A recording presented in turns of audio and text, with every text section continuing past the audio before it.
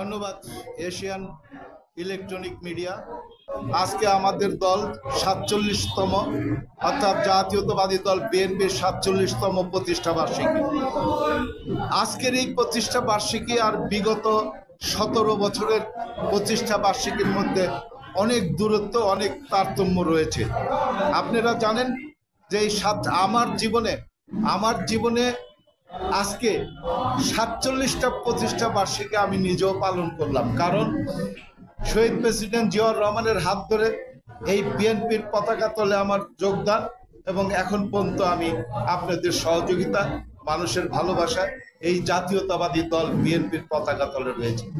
বিগত ১৭ বছর এই প্রতিষ্ঠা বার্ষিকী পালন করতে গিয়ে আমাদের যে স্বৈরাচার হাসিনার আওয়ামী লীগ সরকারের মুখোমুখি হতে হয়েছে, তাদের শত প্রতিবন্ধকতার ভিতর দিয়েও আমরা গত ১৭টি বছর আমাদের এই প্রতিষ্ঠা বার্ষিকী পালন করেছি। কখনো কখনো পুলিশ বাহিনীর সাথে সংঘর্ষ হয়েছে, প্রতিষ্ঠা বার্ষিকী নিয়ে মামলা হয়েছে, সেটাও আপনারা জানেন। কিন্তু আজকের এই মুক্ত বাতাসে, এই মুক্ত আলোতে, এই মুক্ত মানিকগঞ্জে বিএনপির ৪৭তম প্রতিষ্ঠা বার্ষিকী একটা ভিন্ন আমেজের সৃষ্টি তৈরি হয়েছে। নেতা কর্মী এবং সাধারণ মানুষের মধ্যে একটা উৎসাহ, উদ্দীপনা এবং সবার ভিতরে একটা চাঞ্চল্য ভাব চলে এসেছে। সেটা কি, গত ১৭ বছর মন খুলে যে প্রতিষ্ঠা বার্ষিকী পালন করতে পারে নাই, আজকে সবাই মন খুলে আনন্দ চিত্তে এই ৪৭তম প্রতিষ্ঠা বার্ষিকী মানিকগঞ্জ জেলাবাসী, বিএনপি এবং সকল সাধারণ নাগরিকরা পালন করতে পারছে। আজকে মানিকগঞ্জ জেলা বিএনপির উদ্যোগে এই ৪৭তম প্রতিষ্ঠা বার্ষিকীর আমাদের প্রত্যয়, আমাদের প্রথম স্লোগান, এই মানিকগঞ্জ জেলা একসময় বিএনপির ঘাঁটি হিসাবে সারা পৃথিবীতে পরিচিত ছিল, সারা বাংলাদেশে পরিচিত ছিল। আজকের এই প্রতিষ্ঠা বার্ষিকীতে আমরা ঘোষণা দিয়েছি বা ঘোষণা দিতে চাই,